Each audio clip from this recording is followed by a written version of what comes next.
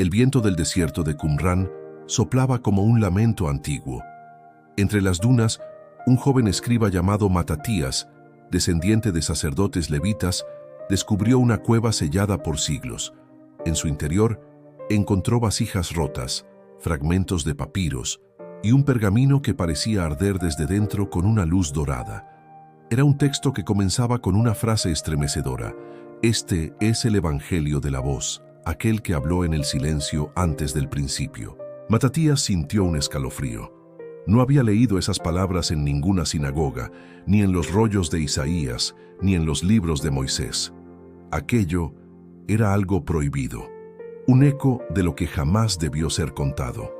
Temblando, lo llevó a Jerusalén, donde los sabios del templo debatían entre la ley y la palabra de los profetas. Cuando mostró el pergamino, el sumo sacerdote, Eleazar ben Hanán, lo observó con rostro grave. «Este texto no proviene de nuestros padres», murmuró. «Podría ser una herejía o una revelación que el mundo no está listo para recibir». Esa noche Matatías no durmió. Las palabras del pergamino seguían ardiendo en su mente. Hablaban de un niño de luz, nacido antes del nacimiento del mundo, y de un ángel caído que guardaba un secreto sobre el reino venidero. El escriba sabía que, si lo revelaba, sería condenado, pero el mensaje lo llamaba como si una voz le susurrara desde los cielos, y entonces una figura se le apareció entre las sombras, un hombre con túnica blanca, ojos de fuego y una mirada que atravesaba el alma. «Matatías», dijo aquella voz, «lo que has hallado no pertenece a los hombres, sino a los que cayeron del cielo. Guarda silencio o el mundo temblará». El escriba cayó de rodillas. Pero la curiosidad pudo más que el miedo. Al día siguiente, decidió copiar el texto en secreto. No sabía que, al hacerlo, sellaba su destino y encendía la chispa de una historia prohibida que atravesaría siglos. Años después, en una aldea de Galilea, una mujer conocida como Miriam de Magdala, María Magdalena, guardaba en su corazón palabras que los discípulos no se atrevían a repetir.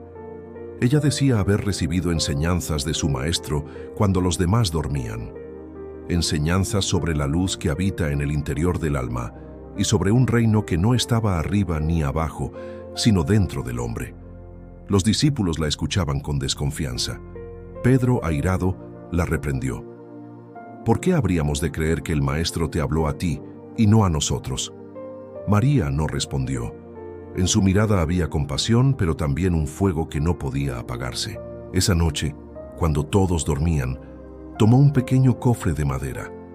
Dentro guardaba fragmentos escritos con su propia mano. En ellos, las palabras de Jesús resonaban distintas a las que luego se leerían en los templos. «No busques el reino en los cielos, porque el cielo está en ti. Y cuando conozcas quién eres, comprenderás quién soy».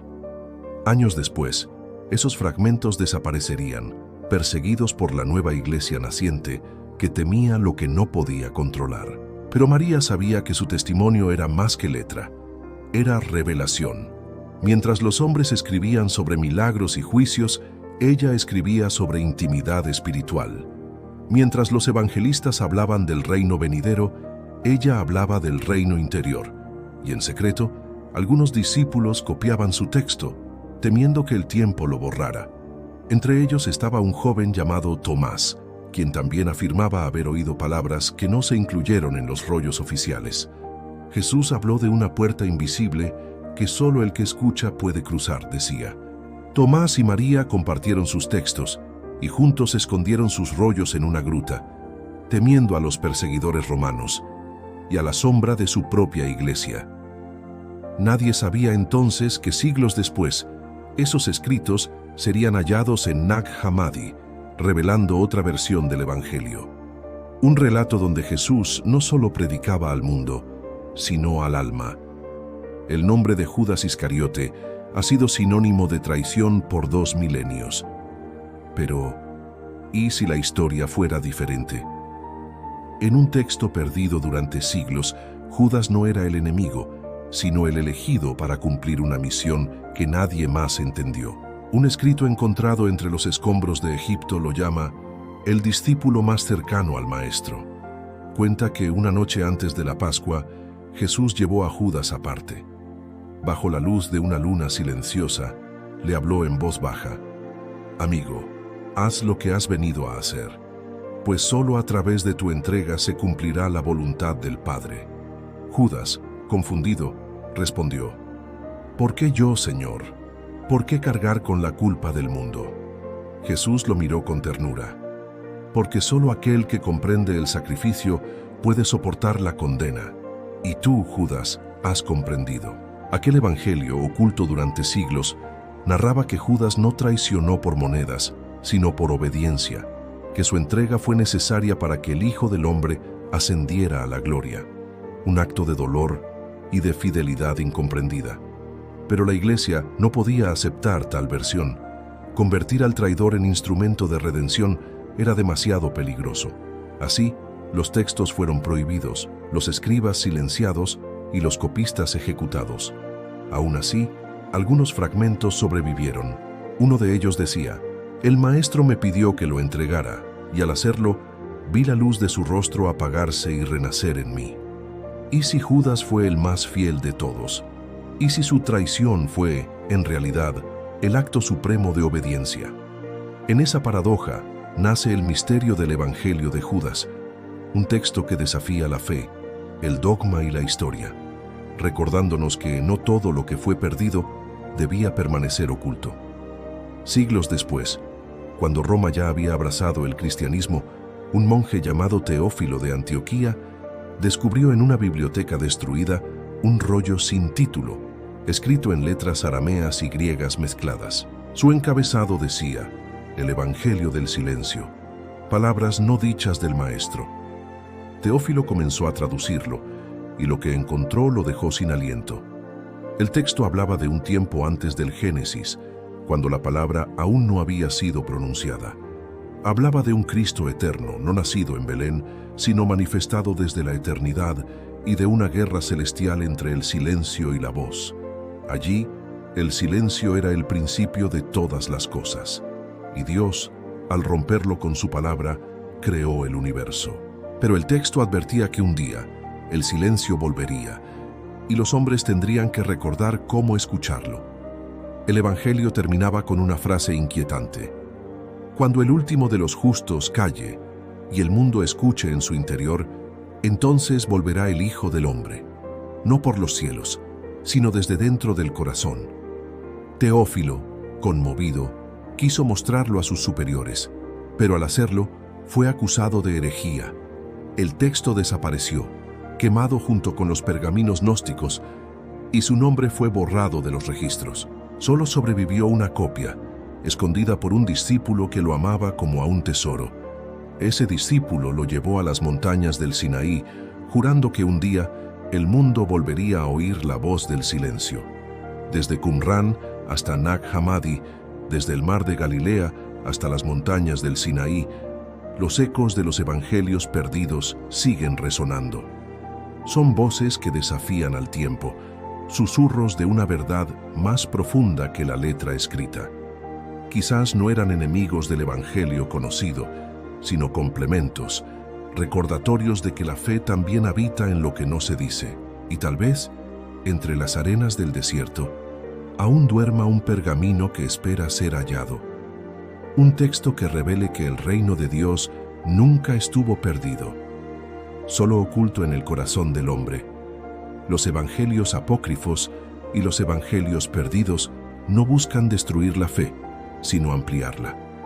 Nos recuerdan que el misterio divino es más grande que las páginas que lo contienen y que el silencio de Dios también es palabra.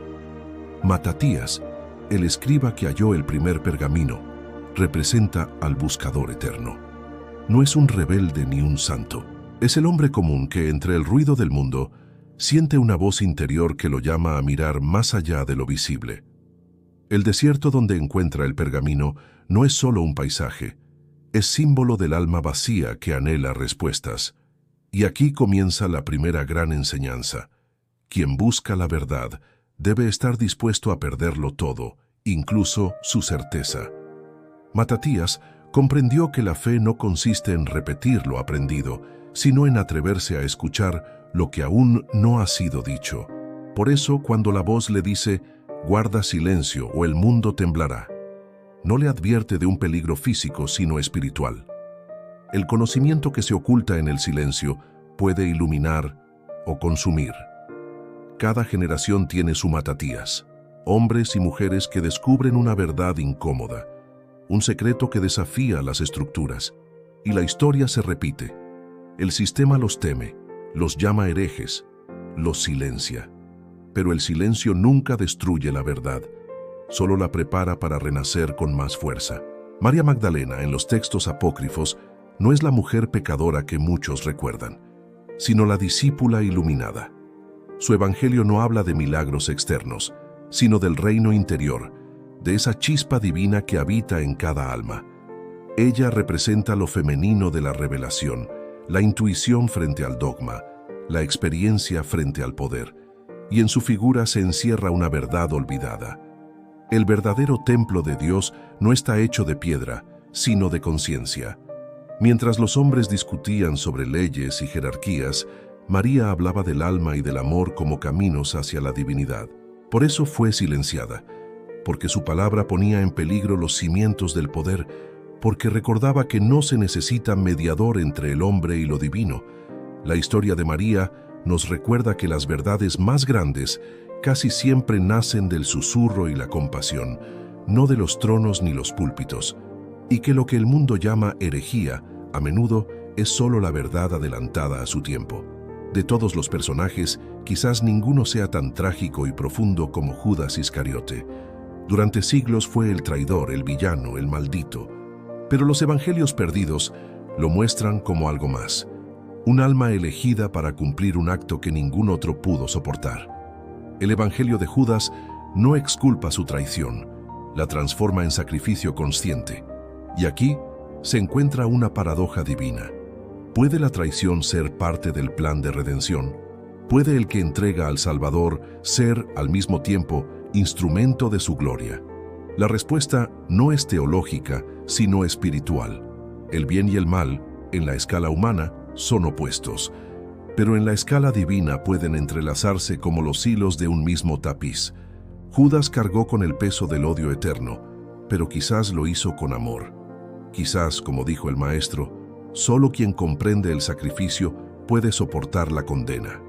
Y entonces comprendemos que la historia no es solo sobre un traidor, sino sobre la inevitable dualidad del alma humana. Todos tenemos un Judas dentro, una parte de nosotros que teme, que duda, que cae. Y sin embargo, a través de esa caída, podemos comprender la redención. ¿Por qué se perdieron estos evangelios? ¿Fueron destruidos por error o por miedo? La respuesta quizás esté en el alma humana. Desde el principio de los tiempos, el hombre ha temido lo que no puede controlar. Y los evangelios apócrifos no ofrecen control, sino libertad. No dictan reglas, despiertan conciencias. Y el poder, tanto político como religioso, teme a la conciencia libre. Pero la verdad, aunque la entierren, nunca muere. Vuelve en sueños, en hallazgos arqueológicos, en voces que no pueden callar. Vuelve en ti, cada vez que te preguntas si hay algo más allá de lo que te enseñaron. Y ahí está el mensaje más profundo de esta historia. Los evangelios perdidos no están en el desierto ni en las cuevas.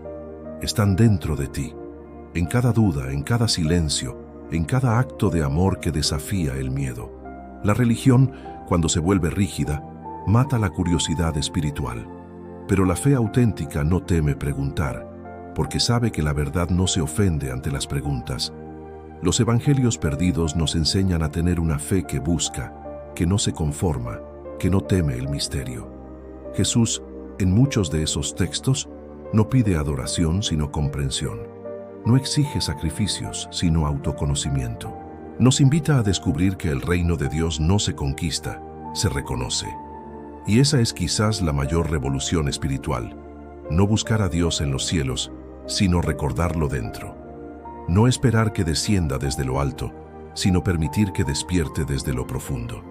El eco de los evangelios perdidos no nos invita a abandonar la fe, sino a profundizar en ella, a mirar más allá del dogma, a escuchar la voz que resuena en el silencio del alma, a entender que Dios no habla solo desde los altares, sino desde los susurros del corazón humano. Quizás el mayor milagro no sea caminar sobre el agua ni resucitar muertos, sino recordar quiénes somos realmente, fragmentos de una palabra divina que aún sigue pronunciándose. El tiempo, la religión, la historia, todo cambiará, pero el silencio eterno del que nació la palabra seguirá siendo el mismo. Y en ese silencio, si aprendes a escuchar, descubrirás que tú también eres parte del Evangelio que nunca se perdió.